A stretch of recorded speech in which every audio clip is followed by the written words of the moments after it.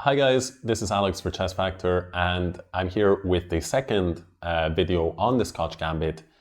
Today we're going to be talking about two quite major options, quite serious options, the Double Gambit Accepted in the Scotch and also the infamous Max Lang attack, very popular at club levels. So first of all, let's get the basic position on the board. So pawn to e4, pawn to e5, knight f3, knight c6, here bishop to c4, and most of the time we're going to just be arriving at the position via the move order of the two knights. But it's also worth mentioning that if black plays the move bishop to c5, white here can castle, and after knight to f6, white can play the move d4. This is the Deutsch Gambit, and this was covered under the classical section of the Italian defense where black plays the bishop c5 move. And well, here as black, I consider that the best move is bishop takes d4. But if you are playing the Deutsch Gambit as white, or if you like to play the black side of the Max Lang attack, black can play e takes d4, and here after the move e5 and d5, we are into Max Lang attack territory via the classical Italian move order. So this is worth keeping in mind. Now let's just go back and let's see from the two knights defense move order, e4, e5, knight f3, knight to c6, bishop to c4, and after knight f6, the move pawn to d4. Now black captures the pawn on d4, and after castle, here black has two distinct possibilities. Either black can capture the pawn on e4, this is the Double Gambit Accepted, which we're going to look at now, or black can play bishop to c5 and take the game into Max Lang attack territory. So what happens if black takes this pawn? Well, I will spoiler the line. In my opinion, with best play from both sides, the position tends towards a draw. And the line that we're going to be focusing on is one of the main lines. And I think that the most comfortable way for black to handle this position, and I think the biggest problem, if you like playing the Double Gambit Accepted from the white side, I think that focusing on this line will be good for you as well, because perhaps you can try and figure out by yourself what you might, if there are any improvements or what ideas you can bring to the table, because I think this is really the best attempt at refuting the Double Gambit Accepted. So, without further ado, the knight on e4 and the king on e8 is a potential problem for black, but of course we can't ignore the fact that black is up 2 pawns. White plays the move rook to e1 and attacks the knight. Now black has to defend the knight. A move like queen to e7 is really not a very good idea because once again he puts more pieces in front of this rook, and this is really problematic for black. So black needs to defend his knight with a pawn. The natural move is pawn to d5, and this is the best move. I will mention that if black plays a move like pawn to f5, then after bishop to g5, black has to play bishop to e7, and after the simple exchange bishop takes e7, then no matter what black does, the natural move is queen takes e7, white will eventually pick up the pawn on d4, and he will probably pick up a second pawn after putting a lot of pressure on e4, knight d2, bishop d5 to come soon. And what will happen is that the biggest problem for black is that he doesn't have the possibility to castle kingside because he pushed his pawn on f5. So in fact, these positions are basically lost for black. And the big takeaway is that black should not weaken his king with the move f5. We already saw something similar in different positions in our coverage of the Italian game. Generally speaking, black does not want to push this pawn from f7 to f5.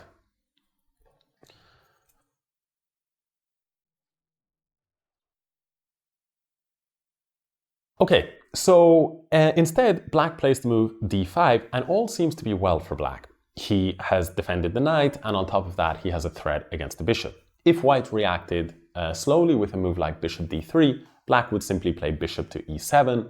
And, well, there could be a win of a pawn here, but black would end up with the bishop pair and an extra pawn, and things would be very good.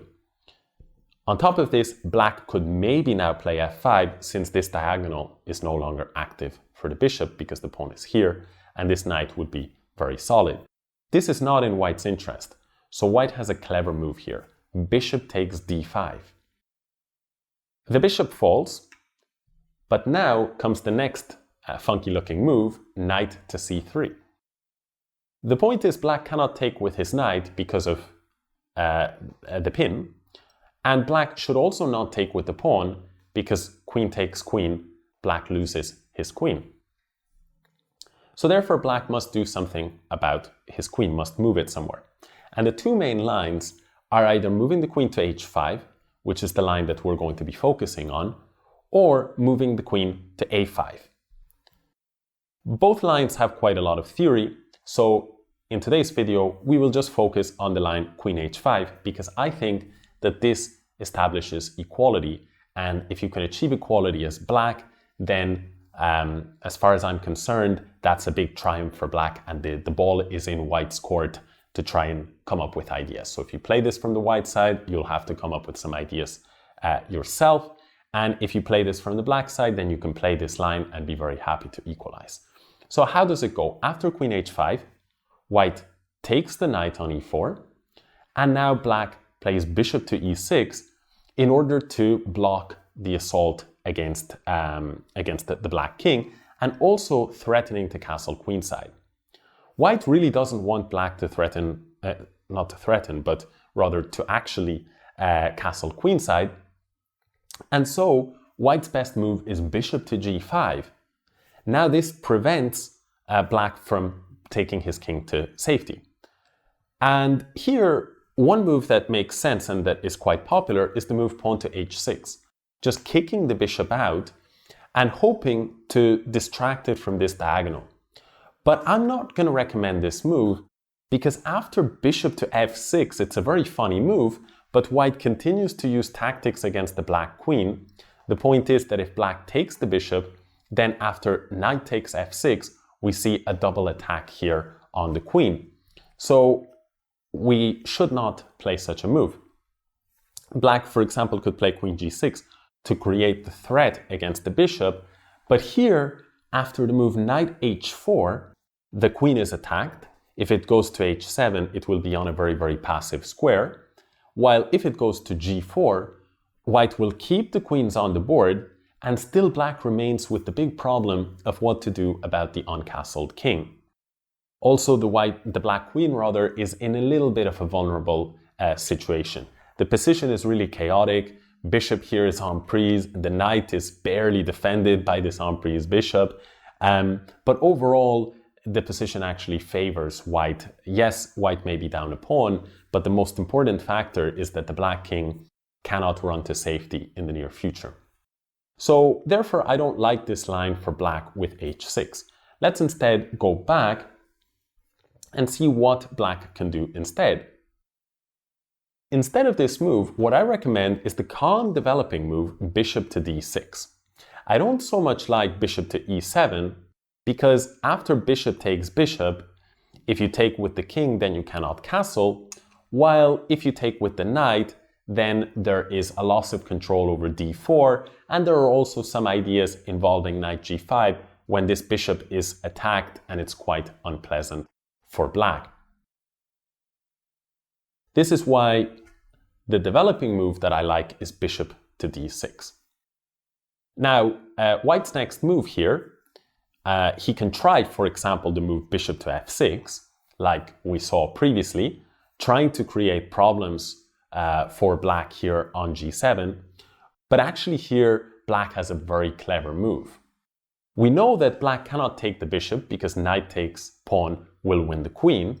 So black plays the very clever move bishop takes h2 check. Now white cannot run to f1 because then there are nasty checks along the f1 to a6 diagonal. And if he runs to h1, then black will have discovered checks, eventually collecting this bishop on f6.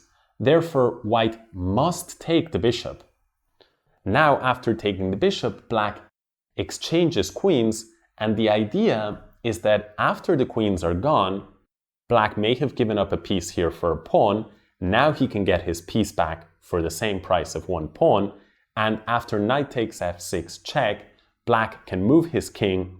I believe king f8 is best, and in this position, if we take stock of the position, black is actually a pawn to the good, and so he stands a little bit better. That's a clever little tactical point to keep in mind to refute white's bishop f6 idea. It's quite nice. White tries to offer up a bishop, but black counters with the exact same idea.